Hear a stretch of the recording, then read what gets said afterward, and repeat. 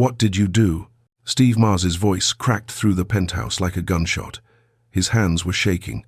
His daughter was sobbing, hysterical, clutching her ears like the world was attacking her from the inside. And the maid, the woman he'd hired 3 weeks ago, stood frozen in the doorway, holding something small and dark between her fingers, something that had just come out of his daughter's ear. Security was already on the way up. But what Steve didn't know yet, what nobody in that room understood in that moment, was that the woman standing in front of him had just done what 63 doctors couldn't do in 7 years. She'd given his daughter sound, and it was about to destroy everything he thought he knew. But before we dive in, don't just watch. Please hit the subscribe button. I'm still fighting my way to our first 1,000 subscribers, and every single click truly keeps this channel alive. And tell me in the comment where in the world you are watching from. Your support inspires us to keep creating more emotional stories of resilience, healing, and kindness. Let me rewind, because none of this makes sense unless you understand how far Steve Mars had fallen before Naomi Harris ever walked into his life. New York City, Upper Midtown, 58th floor. Steve Mars wasn't just rich, he was Forbes cover, Wall Street legend, owns half of Manhattan rich, tech firms, real estate empires, biotech patents that saved lives and made billions. His name alone moved markets. But inside his penthouse, the one with floor-to-ceiling windows overlooking Central Park, the one that cost more than a small hospital, none of that power meant a damn thing. Because his 7-year-old daughter, Zuri, had never heard a single word in her life. Not, "I love you." Not her own name. Not even the sound of her father's voice breaking as he begged God for an answer he never got. Zuri was born deaf. No warning. No genetic red flags. No complications during delivery. The specialists ran every test modern medicine could offer and came back empty-handed every time. Congenital hearing loss. Cause, unknown. Prognosis, permanent. By age 7, Zuri had seen more doctors than most kids see cartoons. Private audiologists in Manhattan, surgeons in Boston who'd worked miracles on other children, experimental programs in California that charged $250,000 per attempt. Steve paid for all of it. Every test, every scan, every surgery that promised hope and delivered nothing. He converted an entire floor of his penthouse into a medical wing, hired live-in specialists, bought equipment most hospitals couldn't afford, and every single one of them told him the same thing. "Mr. Mars, I'm very sorry. Your daughter will never hear." Zuri didn't seem bothered by it. She'd never known anything different. She communicated with her hands, gestures she and Steve had built together like their own private language. Her eyes did the rest of the talking, bright, expressive, full of life. But Steve couldn't let it go. He'd built companies from nothing, closed deals that made seasoned investors weep, solved problems that broke other men. And he couldn't fix his own daughter. That failure ate at him every single day. Then the media got involved. Someone at one of the clinics leaked the story. Suddenly, Steve Mars wasn't a genius anymore. He was a headline. Billionaire obsessed with curing deaf daughter. Steve Mars refuses to accept his child as she is. Is this about her or his image? None of it was true. But the truth didn't matter. The damage was done. So Steve did what men like him do when the world turns ugly. He shut the door.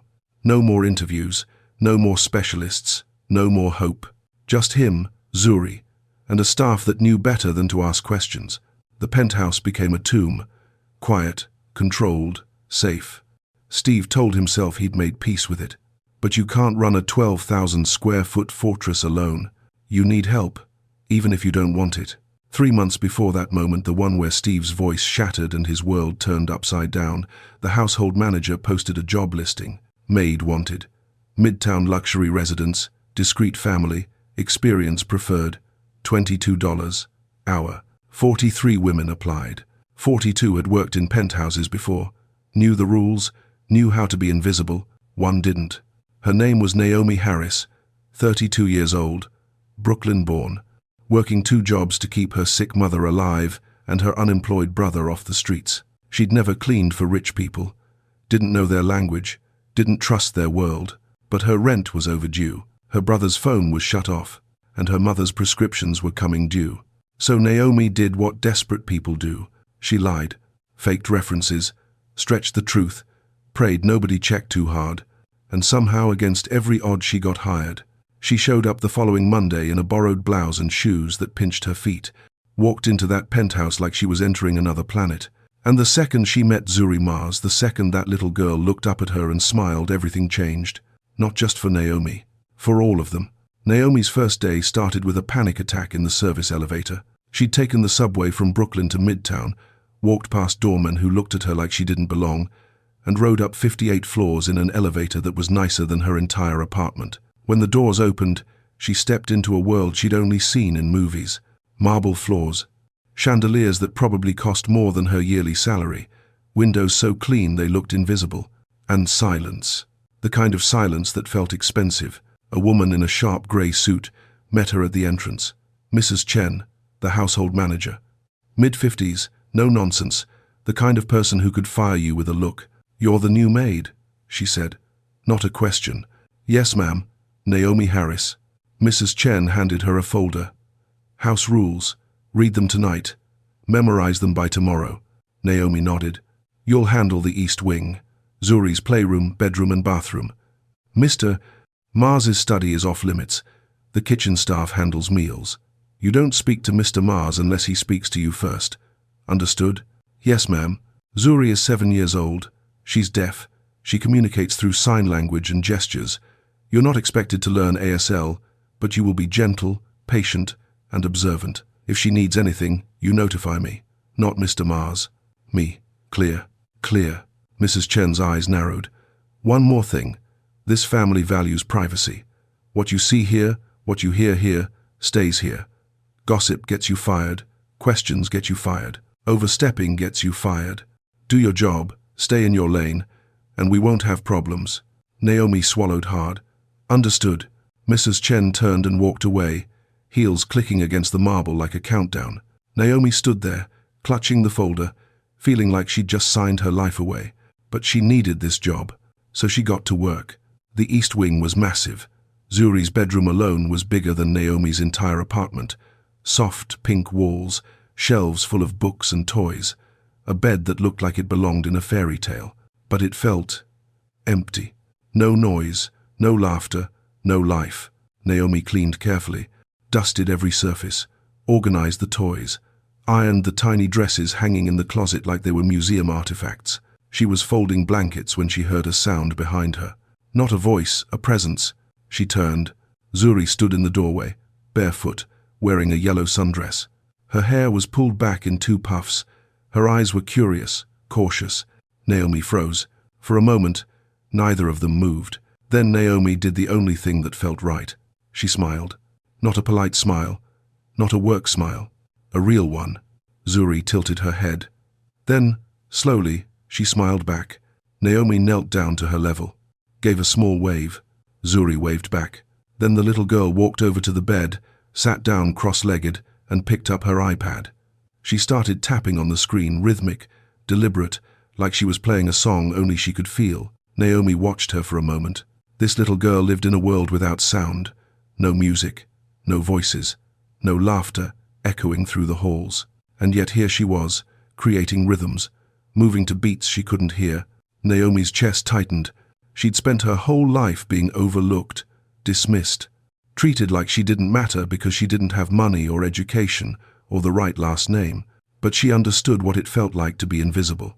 And looking at Zuri, she realized something. This little girl wasn't broken. The world around her was just too loud to notice her. If you've ever felt unseen, if you've ever been the person everyone underestimated, then you already know why this moment mattered. Some stories aren't just entertainment. They're reminders that the smallest gestures can change everything. And if that resonates with you, this is a story worth holding on to. Naomi finished cleaning and left the room quietly. But as she walked down the hallway, she couldn't stop thinking about Zuri's smile. Something about it stayed with her, like a thread pulling her back. 3 days later, Naomi was brushing Zuri's hair after bath time. It had become part of the routine. Zuri would sit on the floor in her pajamas, damp curls falling over her shoulders, while Naomi gently worked through the tangles with a wide-toothed comb.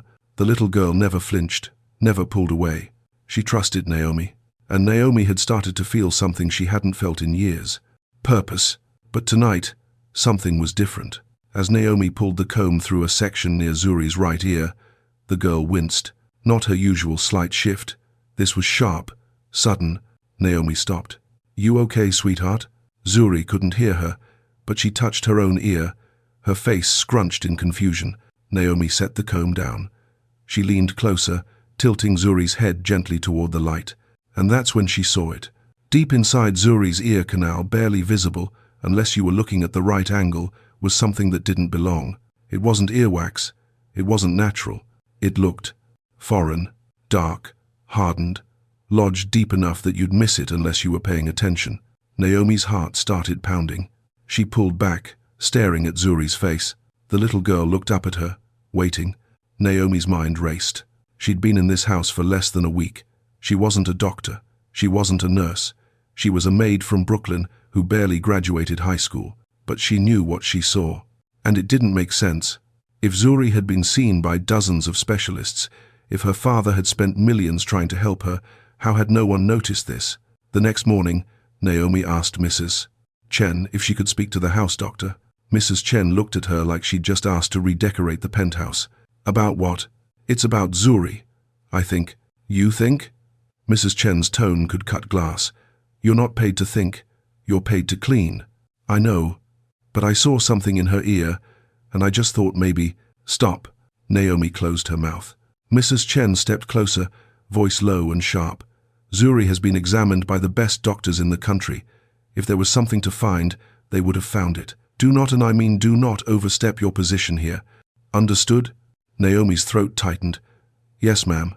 Good. Now get back to work. Naomi spent the rest of the day scrubbing floors and folding laundry, but her mind wouldn't stop spinning. That night, she requested a meeting with Dr. Patel, the house physician who visited twice a week. He arrived the next afternoon in a tailored suit, carrying a leather bag that probably cost more than Naomi's rent. She caught him in the hallway. Dr. Patel, can I talk to you for a second? He barely looked at her. I'm on a schedule. It's about Zuri. I think there's something in her ear. I saw. She's congenitally deaf. His voice was flat, dismissive. Her condition has been thoroughly documented. There's nothing to see. But I saw. Miss Harris, is it? He turned to face her fully now, irritation flashing in his eyes. I don't know what you think you saw, but Zuri Mars has been examined by neurologists, audiologists, and specialists across 3 states. If you're suggesting that you, a housekeeper, noticed something they all missed, then you're either mistaken or wildly overconfident. Naomi felt heat rise in her chest. I'm not trying to… Stick to cleaning, he said coldly. That's what you're here for. And he walked away. That night, Naomi couldn't sleep. She lay in her tiny Brooklyn bedroom, staring at the ceiling, replaying the moment over and over. What if she was wrong? What if it was nothing? But what if it wasn't? What if 7 years of suffering, 7 years of silence, could have been avoided? What if the only reason no one saw it was because no one bothered to look? Naomi rolled over, pulled her blanket tight, and whispered into the dark. What do I do? No one answered. But deep down, she already knew. She couldn't let this go. Naomi showed up to work the next day with a knot in her stomach. She moved through her tasks on autopilot, cleaned the playroom, wiped down surfaces, folded laundry. But her mind was somewhere else. Every time she passed Zuri in the hallway, every time she saw the little girl sitting quietly with her iPad or staring out the window at a city she couldn't hear, the knot tightened. She thought about Dr. Patel's dismissal, Mrs. Chen's warning, the way everyone in this house had made it clear, stay in your lane. But Naomi had spent her whole life in a lane. The lane for poor people. The lane for black women who weren't supposed to ask questions or speak up or challenge people with power. She knew that lane, and she knew what happened when you stayed there. Nothing changed. That afternoon, she was changing the sheets in Zuri's room when the little girl wandered in, barefoot as always. Zuri climbed onto the bed and watched Naomi work. Naomi smiled at her. Zuri smiled back. Then Zuri pointed to her ear. Naomi's breath caught. The little girl rubbed her ear gently, her face scrunched in discomfort. She couldn't say it out loud, but Naomi understood. It hurt. Does it hurt, baby? Naomi whispered, knowing Zuri couldn't hear her but needing to say it anyway. Zuri nodded. Naomi's heart broke. That night, Naomi called her mother from the subway platform. Mama, I need to ask you something. Her mother's voice crackled through the cheap phone.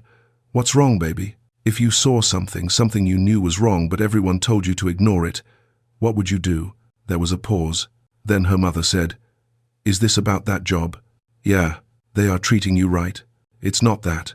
There's a little girl. She's deaf.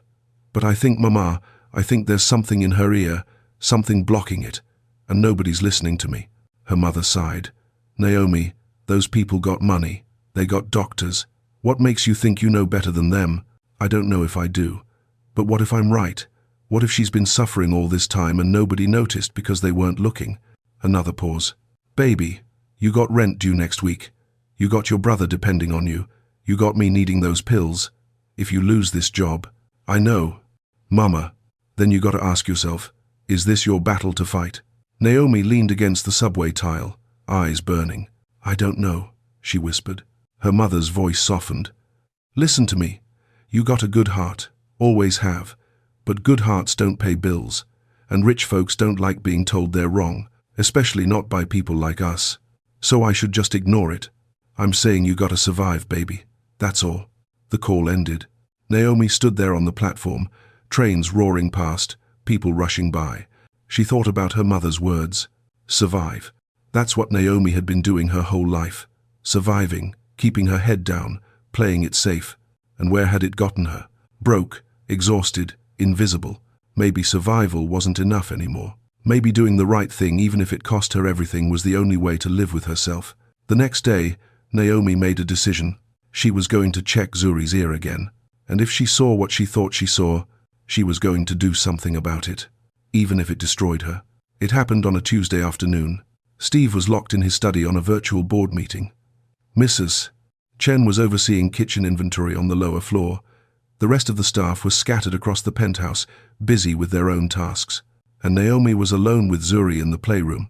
The little girl sat cross-legged on the carpet, signing something Naomi had started to recognize. "Braid my hair." Naomi smiled. "You want me to do your hair, sweetheart?" Zuri nodded enthusiastically. Naomi sat down behind her, pulling the comb and hair ties from the drawer. She started sectioning Zuri's curls gently, the way she used to do for the little girls in her neighborhood back in Brooklyn. Zuri leaned back into her, relaxed, trusting, and then just like before she winced, sharp, sudden. Naomi's hands froze. Zuri touched her right ear again, her face twisting in discomfort.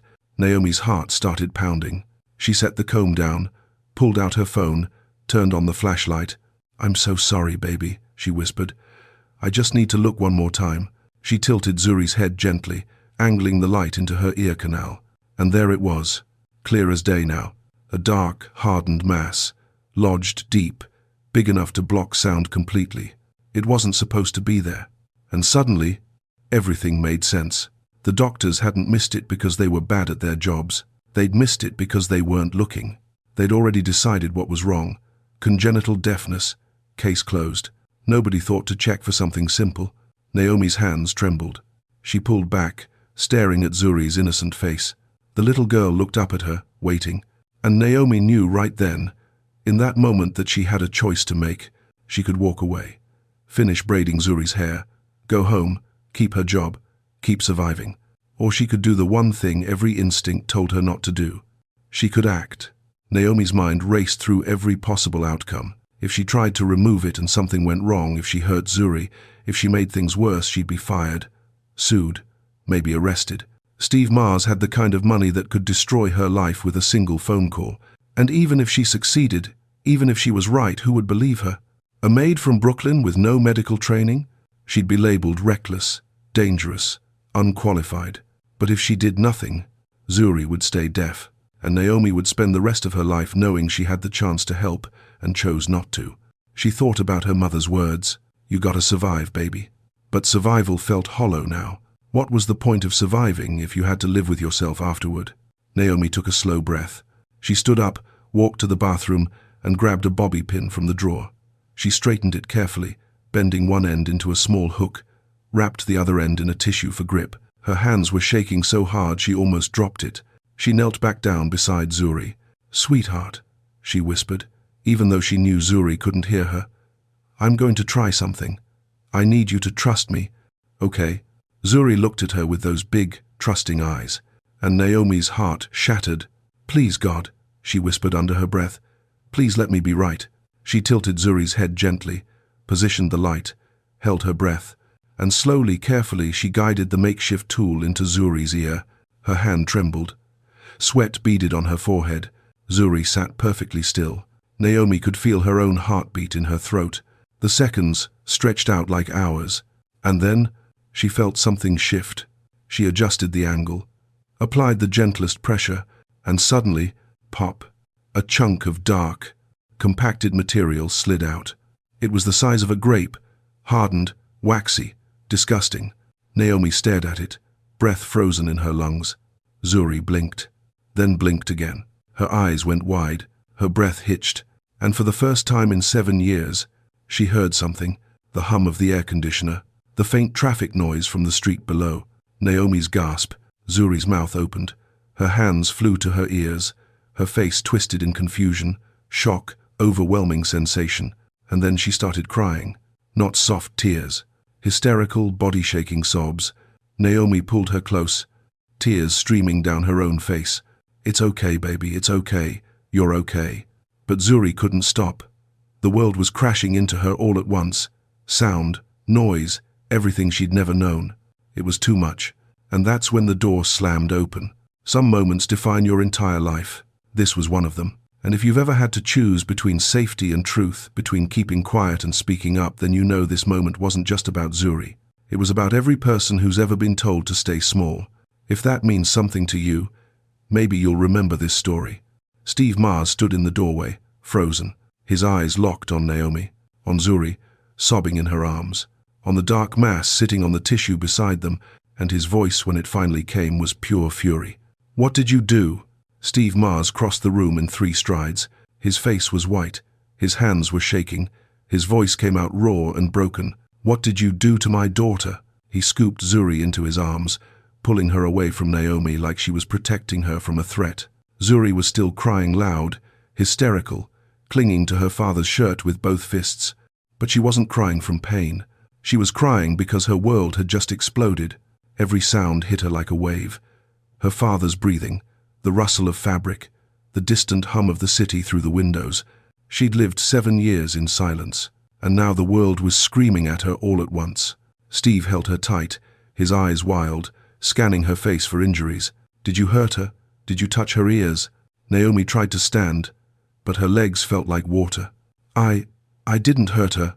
I helped her. I think she—" "You think?" Steve's voice cracked. "You touched my daughter without permission? Without training? Without— Mr. Mars, please, just listen. Get out." The words echoed through the penthouse like a judge's gavel. Naomi flinched. Zuri was still sobbing, her small hands pressed against her ears, trying to block out sounds she didn't understand. Steve's eyes locked on the tissue beside Naomi, on the dark mass sitting there.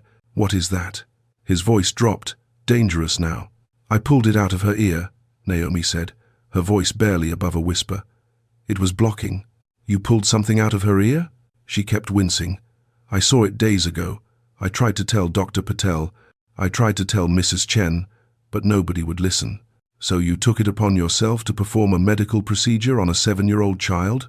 Naomi's throat closed up. She wanted to explain, wanted to tell him that she'd been careful, that she'd prayed, that Zuri had trusted her. But the look on Steve's face told her it didn't matter. Nothing she said would matter. She was the maid, and he was the billionaire. Mrs. Chen appeared in the doorway, flanked by 2 security guards. "Mr. Mars is everything. Call Dr. Patel. Now. And get her out of here." Mrs. Chen's eyes snapped to Naomi. Cold, accusing. "You," she said flatly. "Come with me." Naomi stood on shaking legs. She looked at Zuri one last time. The little girl was still in her father's arms, tears streaming down her face, overwhelmed by a world she was hearing for the first time. And Naomi realized something heartbreaking. Zuri didn't know why she was crying. She didn't understand that the sounds flooding her brain were normal, that the world had always been this loud, that she'd just been locked out of it for 7 years.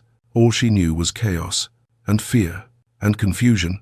Naomi wanted to reach for her, wanted to hold her and tell her it was okay, but the security guards were already moving toward her.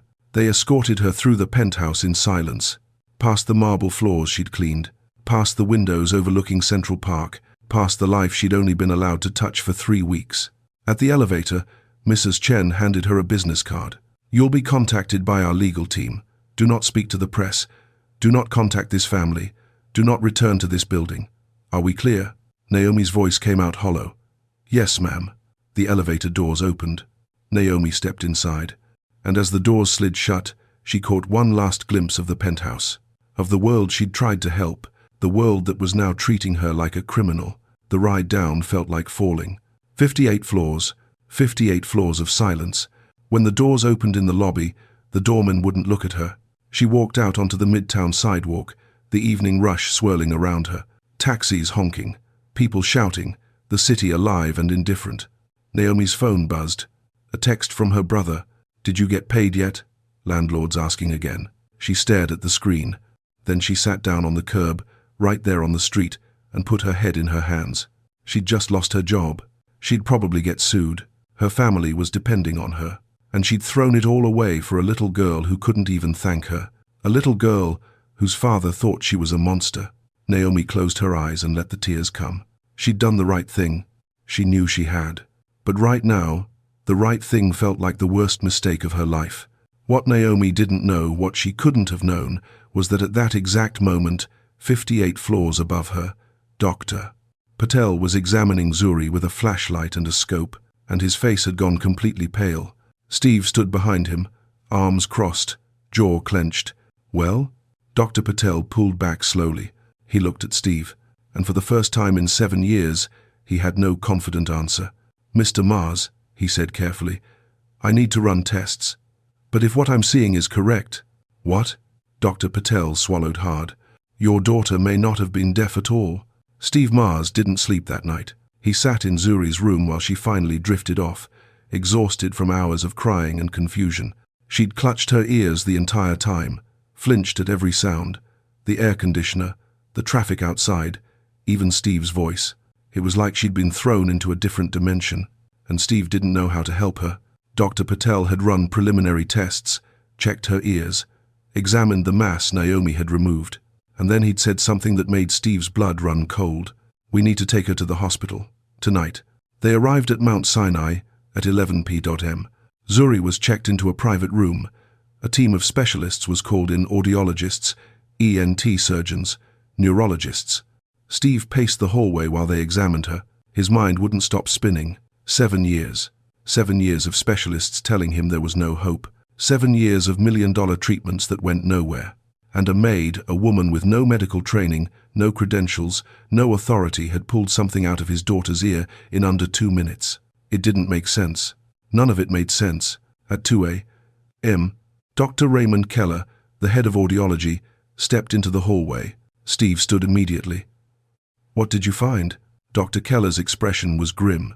Mr. Mars, I need you to sit down. I don't want to sit down. I want answers. Dr. Keller sighed.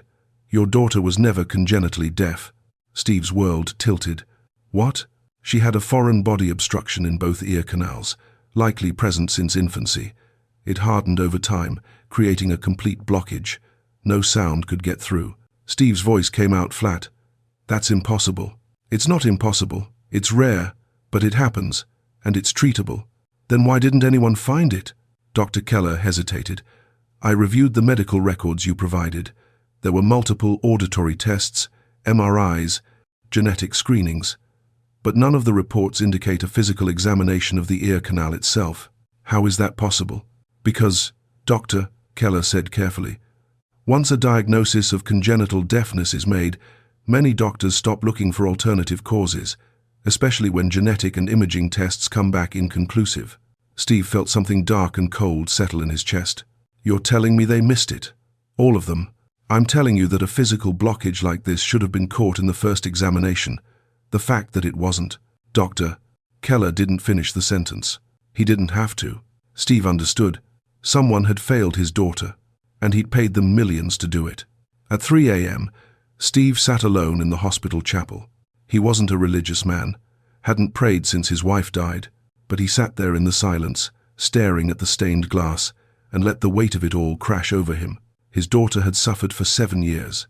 7 years of silence. 7 years of isolation. And it could have been fixed on day one. He thought about the doctors, the specialists, the clinics that charged him a fortune and delivered nothing. And then he thought about Naomi, the maid he'd screamed at, the woman he'd had escorted out like a criminal, The only person who'd actually helped his daughter. Steve put his head in his hands, and for the first time in years, he cried. By dawn, Zuri was stable. The remaining blockage in her left ear had been removed by the surgical team. Her hearing was coming back in waves, disorienting, overwhelming, but real. She'd hear again, fully. Steve sat beside her bed, holding her small hand, watching her sleep. And all he could think about was the woman sitting on a curb in Brooklyn, probably terrified, probably broke, probably hating herself.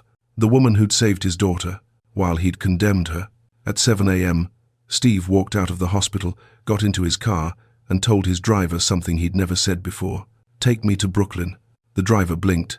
Sir, Brooklyn, now. He pulled out his phone and opened the employee file Mrs. Chen had sent him. Naomi Harris.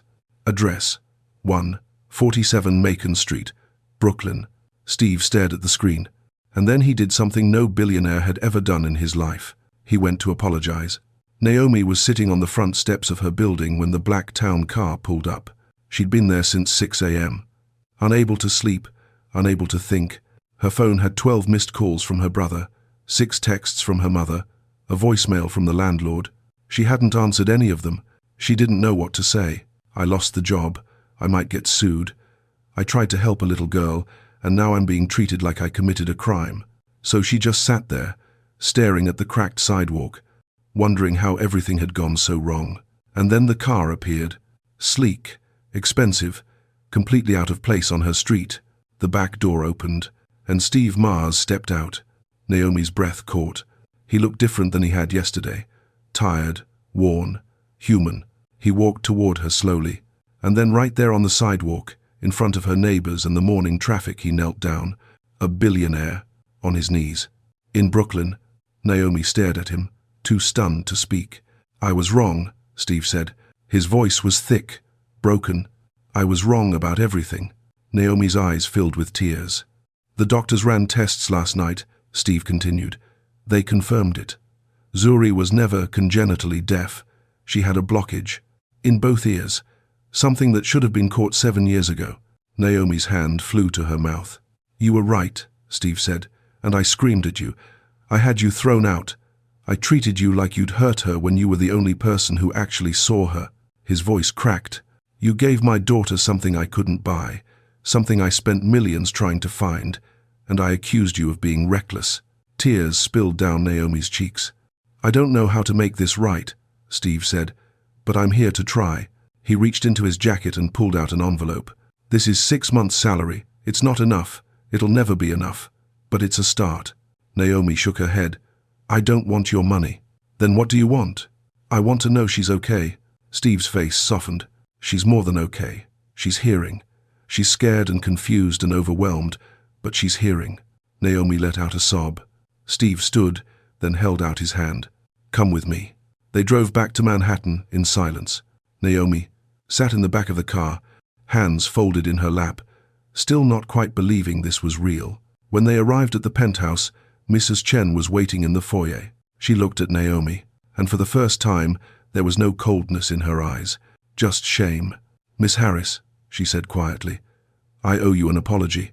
Naomi nodded, too overwhelmed to speak. Steve led her through the penthouse, down the hallway, to Zuri's room. The door was open, and there, sitting on the bed with a pair of soft headphones on, listening to something on her iPad, was Zuri. She looked up, and when she saw Naomi, her entire face lit up. She pulled off the headphones and ran across the room, straight into Naomi's arms. Naomi dropped to her knees and held her tight, tears streaming down her face. And then, soft, tentative, like she was still learning how to use her voice, Zuri whispered a single word. Naomi. It was the first time she'd ever said it out loud, the first time she'd heard herself say it. Steve stood in the doorway, covering his mouth with his hand, shoulders shaking, because the maid he'd dismissed had just given him back his daughter, and there was no amount of money in the world that could repay that. The next 3 weeks changed everything. Steve hired a team of lawyers not to go after Naomi, but to investigate his daughter's medical history. And what they found was worse than anyone expected. Dr. Patel and the other specialists who'd treated Zuri over the years had deliberately avoided thorough physical exams. They'd relied on expensive imaging tests, genetic panels, and experimental treatments, procedures that billed in the tens of thousands. A junior technician at one of the clinics had flagged a potential blockage 2 years ago. The report was buried, because treating a blockage was a simple, one-time procedure. But managing a congenitally deaf child? That was a long-term revenue stream. Steve's lawyers built the case quietly. Within weeks, Dr. Patel's medical license was under review. 2 other doctors were facing board investigations. The clinics tried to settle out of court. Steve refused. He wanted the truth on record, not for the money. For every other parent who'd been told there was no hope when hope was sitting right there, ignored. Zuri's recovery was slow. The world was loud, overwhelming, terrifying at first. She'd spent 7 years in silence, and now every sound, cars honking, people talking, birds chirping, felt like an assault. But Naomi was there, every day. Steve had offered her the position of Zuri's personal caregiver. The salary was 4 times what she'd been making, full benefits, a room in the penthouse if she wanted it. Naomi had refused at first. "I don't know if I can trust this," she'd said honestly. "Your world and mine, they don't mix." Steve nodded. "You're right, they don't, but Zuri trusts you, and I've learned that trust is worth more than anything I own." Naomi looked at Zuri, who was sitting on the couch, headphones on, listening to a playlist of soft instrumental music. The little girl looked up and waved, and Naomi's heart melted. "Okay," she said, "but I'm doing this for her, not for you." Steve smiled. "I wouldn't expect anything less." Over the following months, Zuri learned to speak. It started with single words. "Naomi, Dad, thank you." Then short sentences. "I like this song. Can we go outside? I love you." That last one, whispered to Naomi one night before bed, broke her completely, because Naomi had spent her whole life being overlooked, dismissed, told she didn't matter because she didn't have money or status or a college degree. But this little girl saw her, loved her, trusted her, and that was worth more than any paycheck. Steve changed, too. He started spending less time in his study and more time with Zuri. Learned to slow down, to listen, to be present. He also started paying attention to the people around him, the housekeepers, the drivers, the staff he'd barely acknowledged before. He learned their names, asked about their families, treated them like human beings instead of furniture. And slowly, the penthouse stopped feeling like a fortress. It started feeling like a home. One Saturday morning, 6 months after everything changed, Naomi and Zuri were sitting on the floor of the playroom, building a tower out of blocks. Zuri was chattering away now, still soft-spoken, still learning, but confident. "Naomi, do you think we can go to the park today?" "I think we can," Naomi said, smiling. Zuri grinned. "Can we get ice cream?" "Maybe, if your dad says it's okay." Steve appeared in the doorway, holding 2 cups of coffee.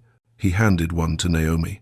"Ice cream is fine," he said, "but only if I can come." Zuri jumped up. "Yes, all 3 of us." Steve and Naomi exchanged a look. Something unspoken passed between them.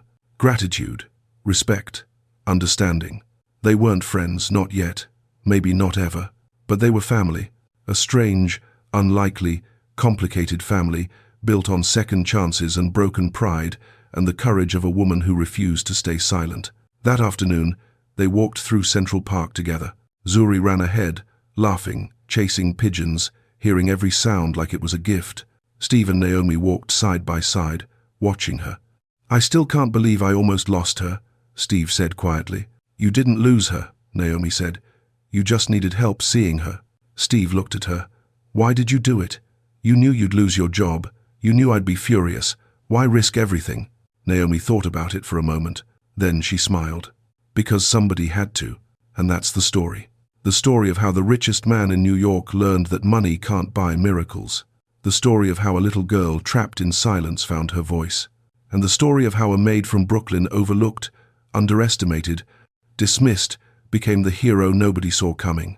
Because sometimes the people with the least power have the most courage.